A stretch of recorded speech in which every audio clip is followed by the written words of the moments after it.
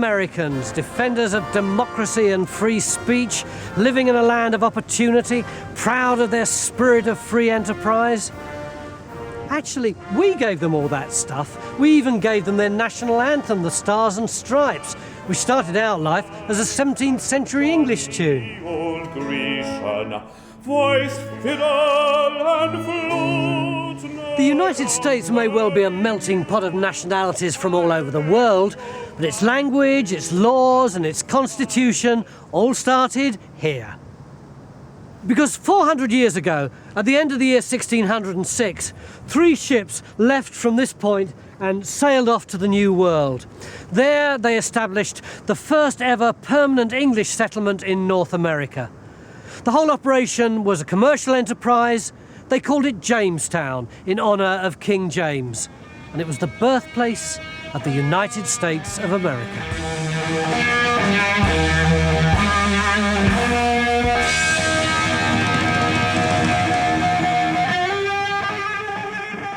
Jamestown, Virginia. Bill Kelso and his team of archaeologists have almost reached the bottom of a well that had been dug in the early 1600s. Oh, wow! Stone, a crows! Oh, gosh, look at that. I mean, that's a child's shoe.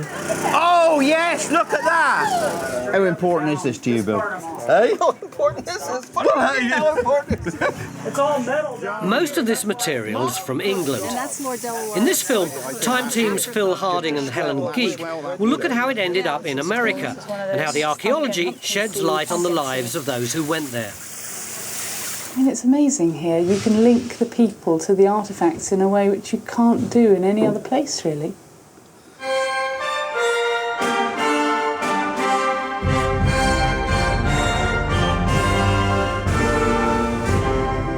This is Jamestown Island on the east coast of the United States. 4 centuries ago, just over 100 Englishmen sailed here in search of the riches the New World would have to offer. They built a fort and later a town, which they named after King James. The fort at Jamestown was the first permanent English settlement in America. It's described as America's birthplace. The mixing of very Christian values with the idea that it's perfectly okay to work very hard and make lots of money, the idea of going to truly, for them, what was a new world, and these wonderful horizons and opportunities it made, that did create modern America. It's significant because it's the first real transplantation of the British culture that took into North America, and it's the beginning of the British Empire, as a matter of fact. It's the first colony. Jamestown is crucially important for 3 reasons. The colonists bring the English language, and if it hadn't been for them, they'd be speaking Spanish there today. They also end up bringing the English legal and political system, which is the foundation of the American political tradition. And thirdly, and perhaps most importantly, it was a money-making venture. The trip was financed by the Virginia Company, a group of rich men who invested money in the operation. The colonists left Greenwich and 4 months later reached the coast of America. Here they settled on an island in the Chesapeake Bay, 150 miles south of what's now Washington. The idea was simple. The Spanish had been looting gold and sending it back from South America. In Jamestown, the colonists were to build a settlement, find gold and other precious metals, and send it back for sale. These guys were there to make money. Today, the island's largely deserted. The modern town of Jamestown is a couple of miles or so away on the mainland. There's a replica settlement close by, built by the state of Virginia as a tourist attraction. The original fort, though, has gone. There are no visible signs of it. Everyone had assumed it had been lost, swallowed up by river erosion. Archaeologist Bill Kelso was fascinated by it. As a young student, he arrived here to look for it. I thought I'd come rushing down and see where the first 1607 settlement was located. I did expect to see some physical evidence of this kind of this epicenter place, you know, they claim to be America's birthplace. You know, well, it's the birthplace, you know, it's got to be. I want to see the exact place. And this was 1963. But there was nothing there. 30 years later, he arrived back armed with funding from APVA Preservation Virginia. Bill began to dig. The first shovelful, I found a piece of pottery that I knew was old enough to be that period. I'd never found anything that old anywhere. I mean, I sat down and I was just, yeah, you know, I was all fired up just after the first hour. You know, I thought I'd have to dig for years to come up with some hit, you know. Every time we dig something, we discover something new, and it keeps the fire going. This piece of the fort, that piece, this building, that well, this pit, you know, it's all in real old material. It all seems to be this time capsule from the first 3 or 4 years of the colony. Documentary evidence suggested that the fort was a triangular shape with buildings inside. Bill first found evidence of a palisade wall here. Then this one. Eventually, he joined the dots and had all three. Having found the palisade, he began to look inside to see if he could find any of the buildings, the houses the first settlers would have lived in. He did find evidence of them, and they were interesting. When they first arrive, they're constructing houses in a very quick fashion, and so they use they're single-story houses with a crook or a forked stick, essentially. They put them up, put the roof on, and then put mud where the walls are, and the walls end up drying and holding up the heavy thatch roof. The design of the houses in the fort turns out to be very specific. They look like 17th century English houses. But houses built in this way are rare and can be traced to one very small area of England, East Lincolnshire.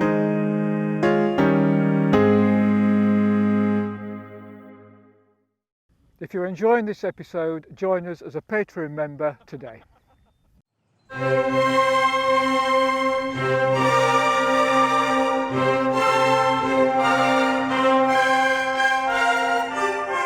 For 13 years, Bill Kelso has been digging in Jamestown, Virginia. He found the site of the original fort. It was built in 1607, as soon as the first settlers arrived from England. Finding the edges of the fort meant that he found what had been thought to have been lost. 27, 28, 29, 30, 31, 32, 33. Okay, this is 100 feet from that wall. This is the center of the fort. This is where America began. This is it. And it's that important to you? I think it's very important, yeah, because this spot was unknown until we found the fort. The center of this fort is the spot where America started, back in 1607.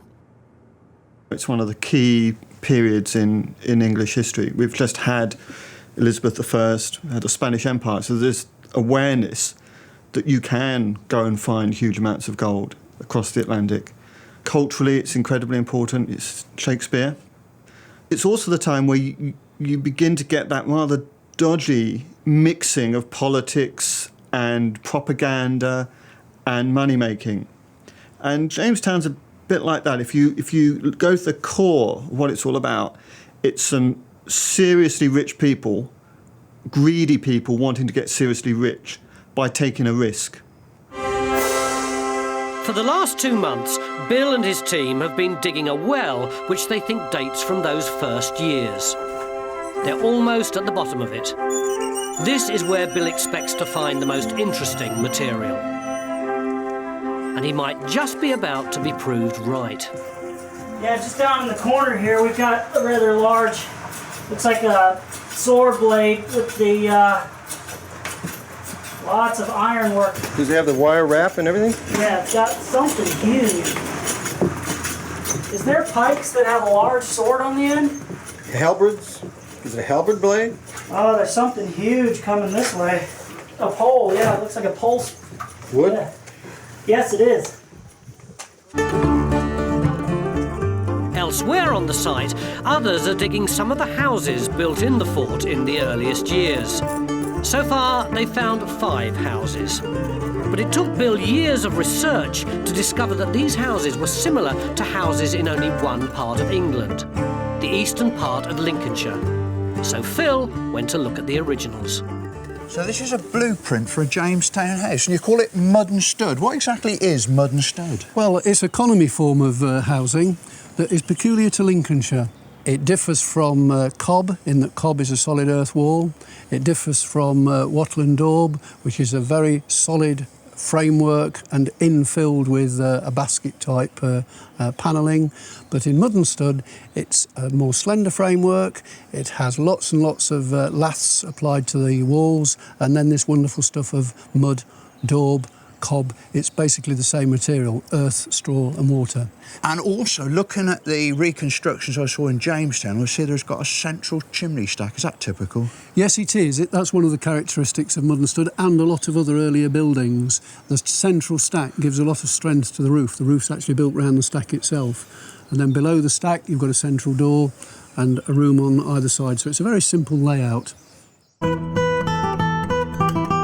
These houses, which are still lived in today, are the same as the houses built in Jamestown. The design is identical. As these are only built in this part of the country, someone from Lincolnshire must have built them. Well, that's not surprising. One of the most famous early settlers was a Lincolnshire man, Captain John Smith. He was an adventurer who published a series of books about his life abroad when he returned to England. Among his writings was a list of people on the first 3 boats to arrive in early 1607. On the list was one carpenter, William Laxon, from Lincolnshire. William Laxon arrived in May of 1607. He was listed by John Smith as a carpenter. The Laxons, for hundreds of years, have been carpenters. And have worked as sextons at many of the churches, doing carpentry work on the local parish churches. There are lots of accounts of the first years in the life of Jamestown, but it's still difficult tying down information on many of the original settlers. Guy de la Bedouillère has been working his way through genealogical sites and record offices, looking into many of those on the first boats. And he's found that William Laxon comes from a very small parish. William Laxton, son of William Sr., baptised 5th of August, 1605. And he must be the son of our man in Virginia. But this is L-A-X-T-O-N, Laxton, whereas we're looking for Laxons, aren't we? L-A-X-O-N. In those days, exact spellings just don't matter in the way that they do to us. There are a whole load of Laxtons from this parish, but they must all be the same family because it's so small. Yeah. But if you look at the various names in the registers, some are spelled L-A-X-O-N, some are L-A-X-S-O-N, and then some of them are L-A-X-T-O-N. So he was sailing for Jamestown when little William, his son, would only have been, what, about a year old? Exactly, and I think it must suggest to us that William Laxton Sr. has clearly gone out to America, expecting either to come back with the fortune and riches that he no doubt expected to make when he got there to support his young family back in England, or perhaps he had planned sometime in the future to have his family come out and join him in the New World. It kind of paints a slightly different picture, doesn't it? It's less that great leap into the unknown and more something which could be rationally considered even by a family man. So how did a carpenter end up going out to America in the first place? It all revolved around Smith, himself from Lincolnshire. The big man is John Smith. Absolutely, yes. And now he comes from Alford, which is in northeast Lincolnshire. When you start looking it up, you find Jacobus Broomfield, who must be the James Broomfield, christened at Alford on 19th of November 1598, one of the boys on the ship. And then we've also got Richard Dixon at Alford, and he's one of the gentlemen on the ship. We next end up with Robert Fenton, another gentleman. He was christened on the 12th or 13th of August at St Michael, Stamford. Now, Stamford is right on the other side of the county, which does seem a little bit far away, but what we've got here is William Laxton married on the 23rd of September 1594, Gretton, Northampton, which in fact is quite close to Stamford. John Smith was, to a certain extent, hand-picking the men he was taking with him. It looks like this is the team he's assembling, isn't he? The people he knows, people who've got the right skills, a couple of boys. This is the Lincolnshire lot. The men from Lincolnshire came from all over the county. There were a couple of gentlemen, labourers, and at least one boy. Crucially, one carpenter. Given the design of the houses in Jamestown, we can draw a reasonable conclusion. Having been out to Jamestown and seen the footprints of the building and the reconstruction of the building, it seems incontrovertible that those buildings were designed and built by a Lincolnshire craftsman. And as he's the only carpenter, we must assume that he designed, if not actually built, all those buildings there. So it's a really tangible link. So did William Laxon build the houses in Jamestown? I think it's pretty likely.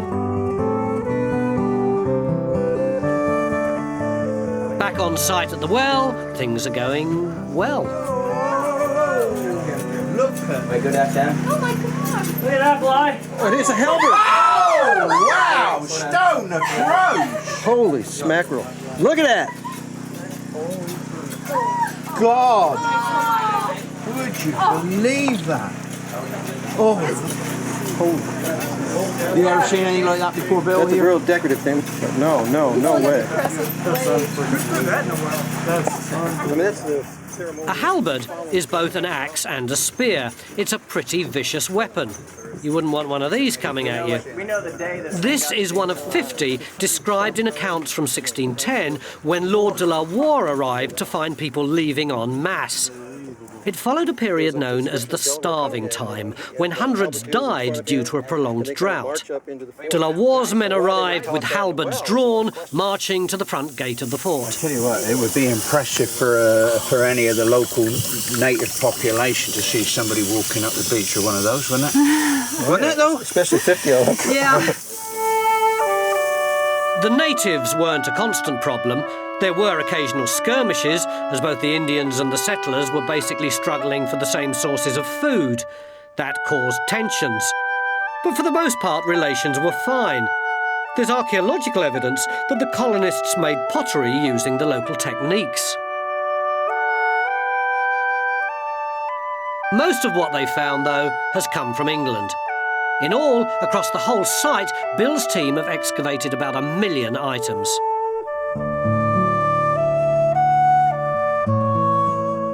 Some of their finds have been really surprising. This is a bay bush, a bayberry. You're not telling me that that is 17th century? Yeah, No. I just pulled it out. That is and we'll find a bunch more today that are like that, sort of that opalescent gossamer color to it. I was convinced that that must have blown in overnight. Now we've got, if you dig around in here, you can see layers of leaves. And you'll see green ones. Other finds down the well are more personal. They take you straight back into the lives of the early settlers. Dave, what's this? It's kind of soft. Soft and black. Is it cloth? Looks like cloth. Might be leather. I've had quite a few shoes come out of the well so far.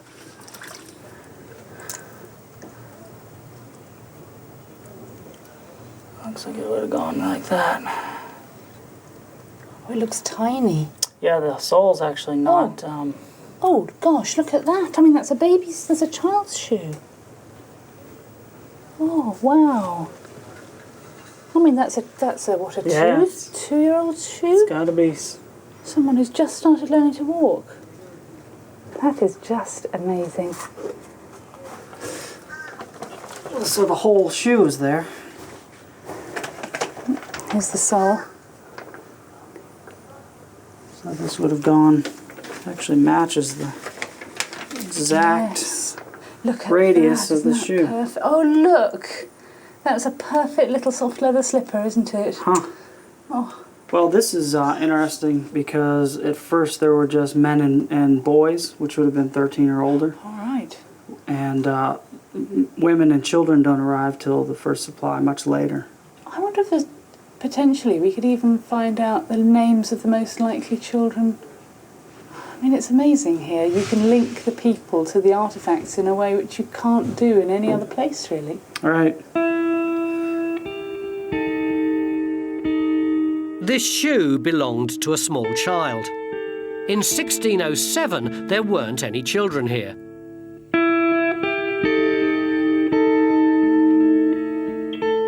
Two women arrived in 1608, Mistress Forrest and her maidservant Anne Burrus. Anne Burrus was one of the first two women who came in 1608. Oh, yes, and here's her record. Right. She came as a maidservant to Mistress Forrest. She married John Leyden shortly after arriving in the colony. John Leyden was among the earliest settlers that arrived in 1607. Right. He was listed as a laborer and also referred to in later records as a carpenter. And Anne Burrus's first child was named Virginia, and she was born in 1608. And Virginia Leyden is the first child that is recorded as being born at the Jamestown colony. Oh, gosh.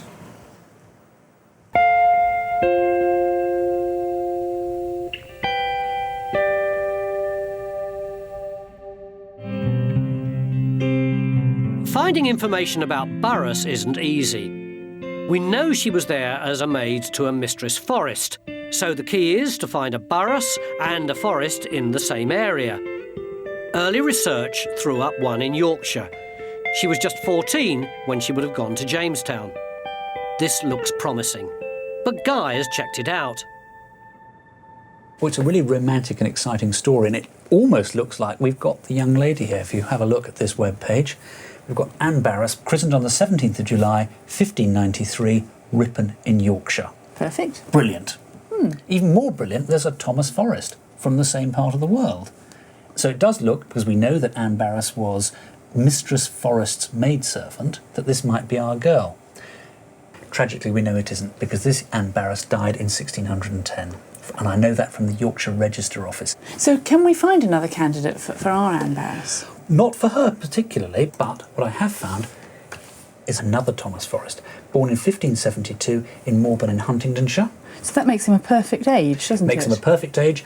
Look how he's married Margaret Fox in London. That could be our Mistress Forrest. That's true. But have a look at the bottom. Oh, other events. Immigration 1608 to Jamestown. Gosh. With Captain Newport in the second supply. We also know there was a John Burrus on the ship.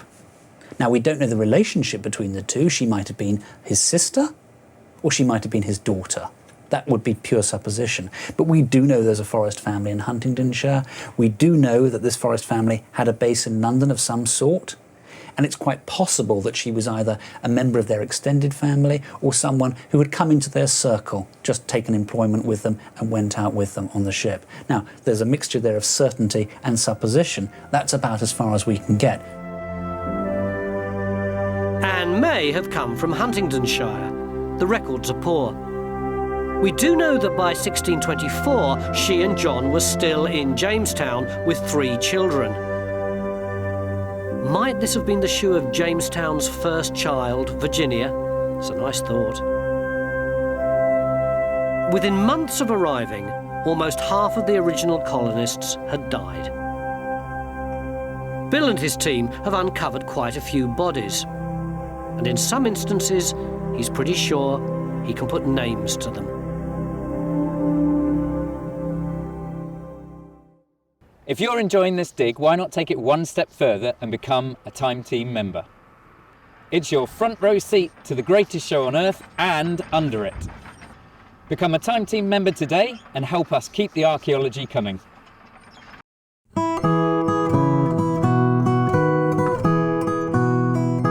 The first houses built at Jamestown looked very similar to these. Mud and stud cottages that can be found in Lincolnshire even today. Bill and his team found the footprints of the buildings, enabling them to work out what they were like. Now they're even finding the tools used to build them.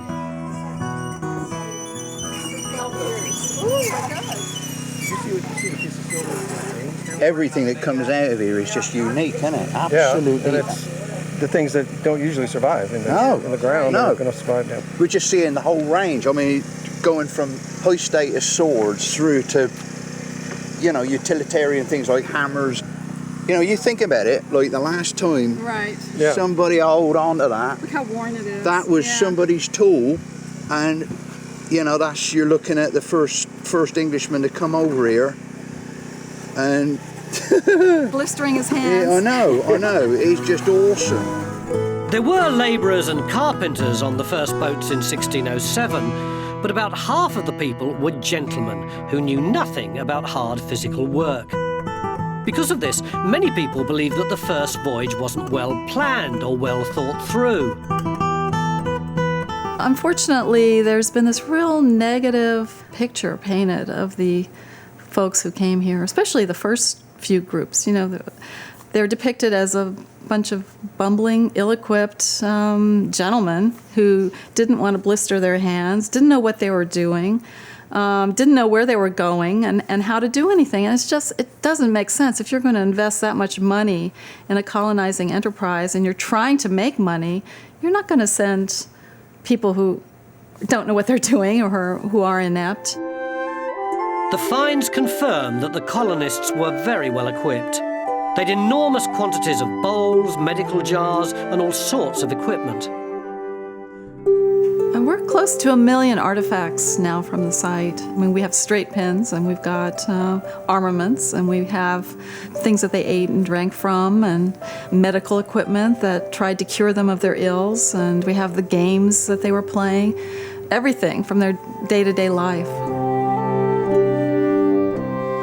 Why, when we look here, you can see how incredibly well prepared they were for their new life in Virginia, weren't they? Right from the beginning in 1607, they'd brought everything they needed. They did. There was a lot of thought that went into organizing this colony from the very beginning. Yes, we've got carpenters here and so many tools and bricklayers and trowels and things that are so familiar to us from today. Blacksmith and nail rod to make nails, and he's working away at repairing things and recycling armor. Yes, and I've been struck by how many axes and adzes and so on you've got, almost as if when they're worn out, they could actually almost afford to throw them away because they've got so many. They're not having to forge them into something new. Over 70 spade nosings, for instance. There's other things as well, aren't there? Because they've brought this one tailor across in 1607, and virtually on the next ship out, they've asked for another 6. We had a substantial number of gentlemen along with the group, and I can only think that the tailors are here to keep their clothing in good repair, because most people did not have tailor-made clothing. That wouldn't be a luxury they could afford. It seems like the houses weren't quite as important as their clothes.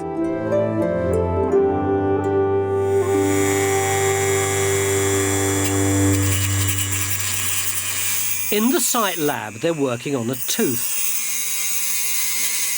It was removed from one of the bodies found on the site. Tooth analysis can tell us something about where and how someone grew up.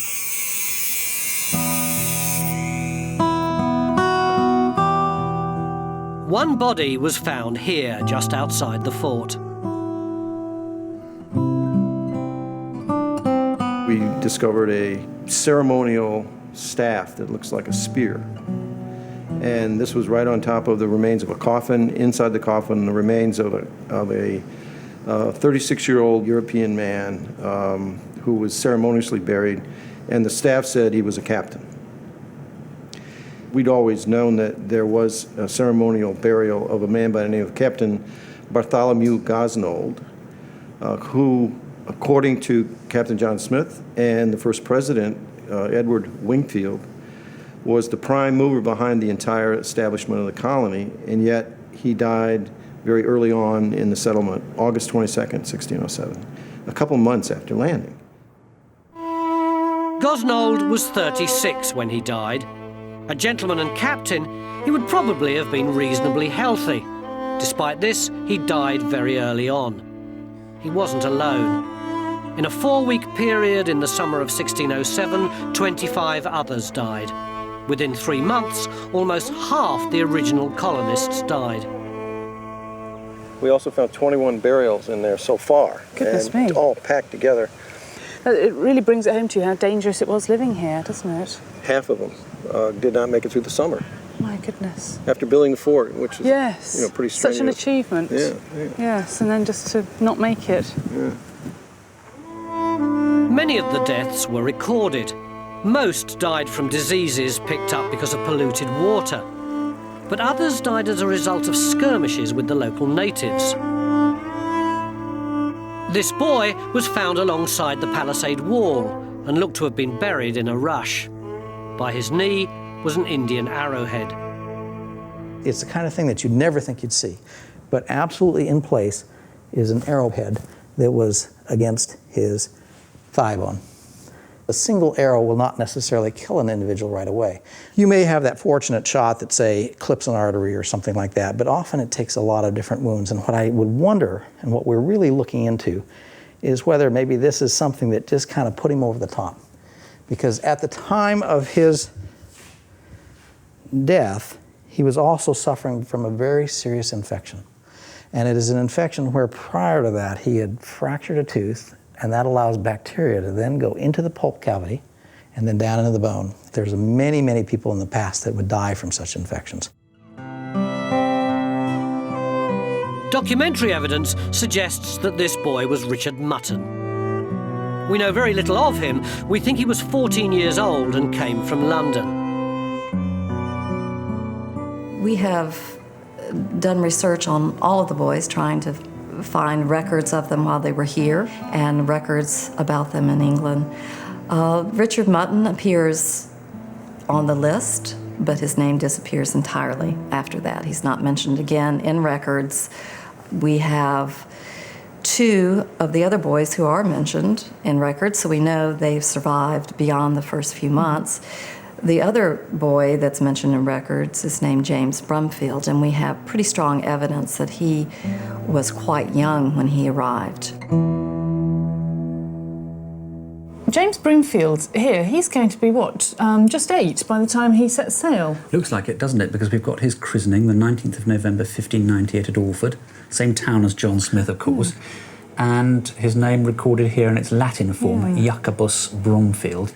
So I wonder if he was perhaps a family friend of the Smith family, or maybe he was from a poor family in Alford, and the Smiths must have known him, I feel. It's like an apprenticeship, a great privilege, really, and not surprising for a kid of that age in those days. That might have been the case for all the boys. They might all have been on this kind of, as you say, apprenticeship to learn what exploration is all about. Well, I think it's a good bet that they were all likely to be friends or known to the families of the more important men on the voyage. But we don't think Broomfield stayed. His father died in 1629, and we managed to find his will. And our James Broomfield, our man, here he is. My son, James Broomfield. My Bible. Wow, and to Elizabeth, his daughter, 12 pence. That's right. And it does raise the question, though. Well, I was just thinking this. Why is he bequeathing to James and his daughter if they're in America? Well, perhaps they weren't. We know that some of the people from Jamestown came back permanently to England, like John Smith. Now, it's quite possible that James Broomfield came back too. And that's why he was there for his father. Yes, because we're quite a lot later, aren't we? 1629. Yeah, we are. Yeah. James Broomfield was one of the original settlers. He was 8 years old when he arrived at Jamestown. Years later, he was back in England with a daughter. The new world didn't seem as attractive to him as the old one. Work at the well is nearing an end now. With most of the filling removed, it gives us a chance to have a look at its unusual construction. These are planks, yeah. They're narrow at the top, and then if you feel underneath, they're very thick. Oh, so they're radially split? Right. Yes. Right. Wow. There's a notch here in this board. There's a notch in this one below it. They come together there. Then there's a peg, and there's a post right here. When you look at this bit and you can see the vertical planks that are behind the horizontal planking, you realise how complicated the building is. They were settling in for the long term here, not just building a sketchy temporary settlement. Helen's right, it is complicated. It's square. In my book, wells are normally round. There are a series of horizontal planks, plus a series of vertical planks, giving it all some strength. So why was it dug in this shape? When we saw it, the thing that struck me was just the sheer size of it. Phil did quite a lot of research work into it and ended up here with Jerry MacDonald. almost being circular. The thing that strikes me about it, and the resemblance, is actually a mine shaft. And we're lucky that there's a guy called Agricola writing in about 1550, which is just, 50, 60 years before Jamestown. Yeah. And he illustrates a mine shaft. And we've got it on the screen here. And you can see the strong similarity in terms of its wooden construction. It is rectangular, and that's the key thing. I mean, the construction of it is immediately similar to what we've got at Jamestown. We've got these very strong corner posts, which are exactly mimicked by our posts here. And then the whole thing is braced by vertical and horizontal shuttering, exactly like we've got here with the vertical planks and horizontal planks. But the important thing for us is that we rarely see this in Europe because our mines are continually reworked. So for us, this is perhaps a really excellent snapshot of what mining techniques were like in the 16th century. So it looks as though we've got miners at Jamestown. Phil's right, there were people with links to mining at Jamestown. Captain John Martin and his son John lived here in Highgate in London. The Martins are, well, they're like millionaires in modern terms, Tudor millionaires. So they're obviously hunting around for investment opportunities. And the Martin family have big mining interests, of course, along with that, being a goldsmith, but they've got an iron mine in Tintern. In Wales. That's right. Now, the really interesting thing is we've got a list of the apprentices from the Martins company. And two of the names, John Williams and John Russell, turn up on the list of the names of the people at Virginia. Now, they're quite ordinary names, so it's possible they're not the same people, but I think chances are these two apprentices have been taken out by the Martin family because of the skills they had and they knew they were going to be useful in Virginia. So could those special skills have included something that would have been useful for digging the well? Might those people have dug the well in Jamestown? It's pure guesswork and it's total speculation. We haven't got a bit of paper that said these two chaps dug the well in Jamestown. But I don't know, I'd like to think they might have done.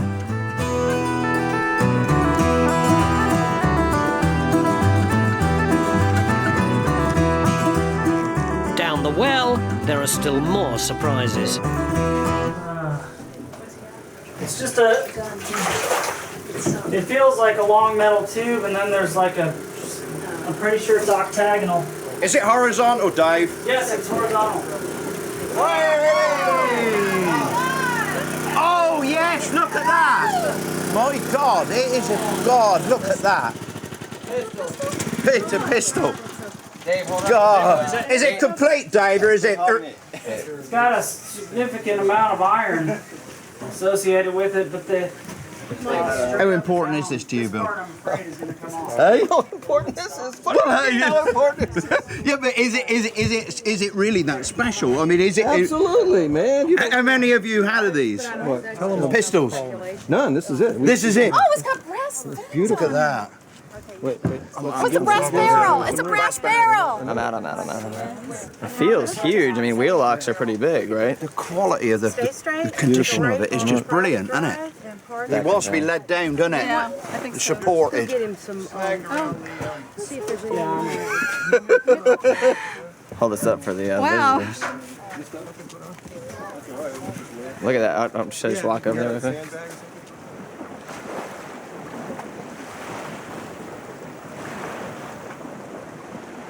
One, two, three.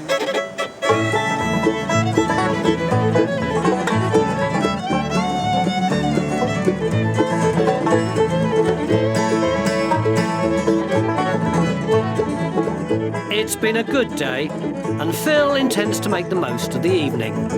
It was in the spring, one sunny day. My sweetheart left me, Lord, she went away. And now she's gone, and I don't worry. I'm sitting on top of the world.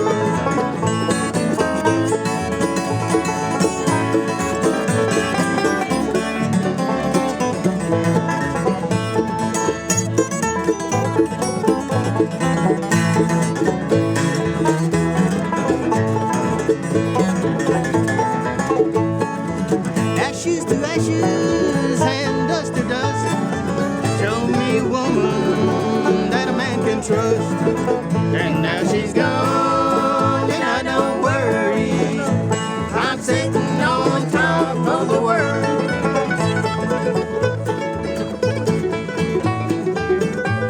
out tomorrow. It's the last day of digging the well. And it's a cracker. If you love Time Team, become a Time Team member today. Your membership helps to fund new digs and new episodes. Plus, you'll get ad-free viewing, behind-the-scenes access, and much more.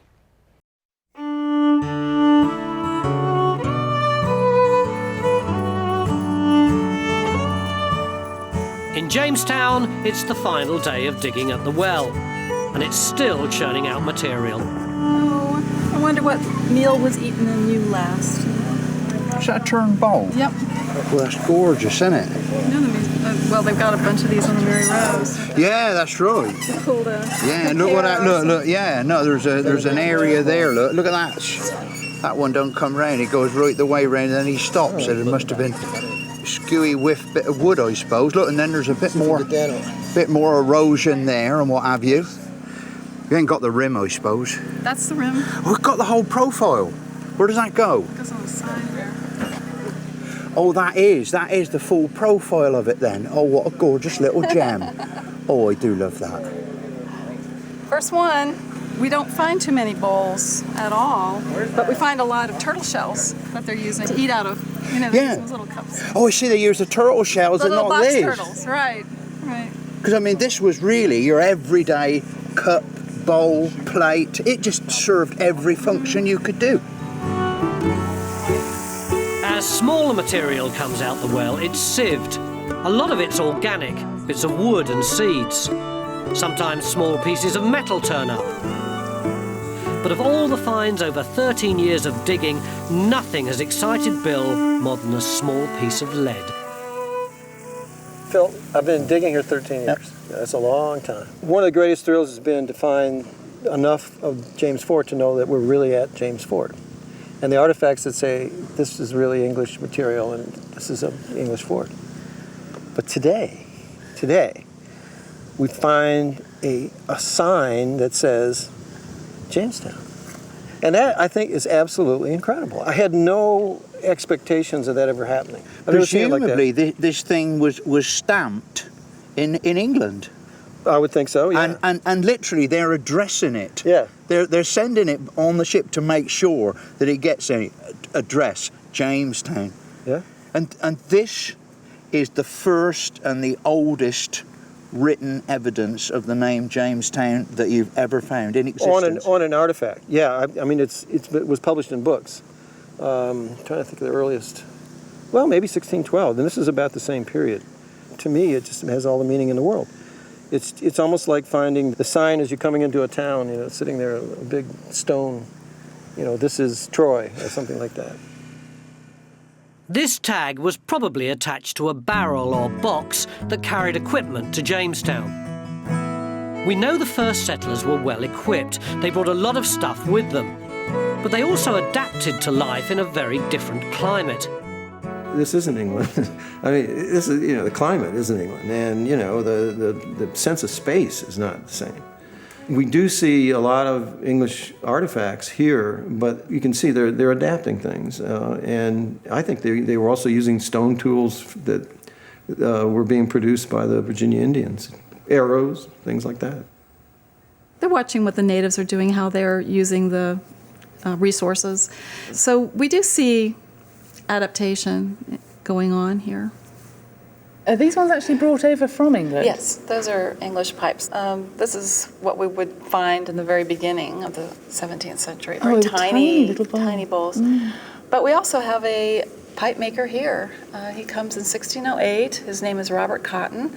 And over here are some of his pipes. Oh, well, they look quite different. They are. You know, it looks as if he is observing what the Indians are using to smoke tobacco, and he's kind of blending the two cultures. He's got a larger pipe, but he's incorporating that bend with the bowl, and made out of the Virginia red clay. So he's taking the best of the Indian and the best of the English traditions and blending them? Mm-hmm. Robert Cotton was a pipe maker from London. Tobacco was a new business, so what was he doing in Jamestown? I know Robert Cotton's a pipe maker. I've seen his pipes and they are amazing, but he can't have been doing that all the time. The colony wouldn't have provided enough of a market for him to just be making pipes for them. No, of course not. The whole thing is a business venture, as it is for everybody on that voyage. It's very easy for us to forget that although tobacco and smoking was a new industry in England, it was a massive boom industry, and they're desperately hunting around to source new products to meet the demand. So he was probably in Virginia looking for a new source of pipe clay. And we know that the London pipe makers were already having to source imported clays to meet the demand. Even better, to get a free supply from somewhere new. So it's just as important as gold or silver? Absolutely. In fact, tobacco was to become more important than gold and silver to Jamestown. Robert Cotton was there first, but he was soon joined by this man, John Rolfe. Rolfe was to be the one who ultimately saved the settlement, and that involved the cultivating of tobacco. Rolfe was trying to figure out a way to make something profitable out of Virginia, because when they came thinking they were going to find civilizations that were at least the equal of or superior to what the Spaniards had found in Mexico and Peru, and they didn't find that. They also thought they were going to find gold. They didn't find that. Somehow he managed to get a handful of West Indian tobacco seed, and he experimented with it over a period of years. And in 1614, he brought in 4 barrels of tobacco and sold them in England for a handsome profit. And so here you've got the possibility of turning what ultimately to the English was the greatest resource that Virginia offered, the land, into a profitable enterprise. I mean, you could grow tobacco. Tobacco was the thing that laid the basis of the Virginia economy. With that huge economic underbelly, the place was secure for the future. So they introduced the English legal system, and in 1619, little more than 10 years after they came there, they introduced the first democratic assembly in North America.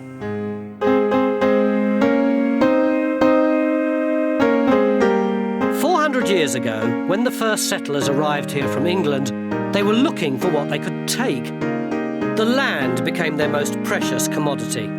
It allowed them to grow tobacco, and Virginian tobacco became the means that enabled them to stay. Once settled, though, they left behind an important legacy: the English language, English laws and democracy. These formed the basis of what's now the United States. America was born here. 40 years ago, Bill Kelso came looking for its birthplace. 12 years ago, he found it. And he also found evidence of the people who built America. The settlers who arrived in Jamestown from England in 1607 created modern America.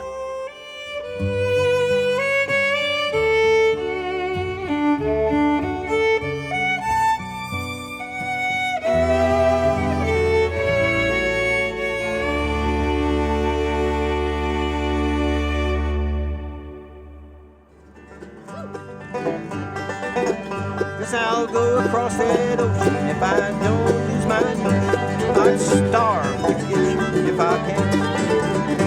I'm feeling so blue, I don't know what to do, because I'm head over heels in love with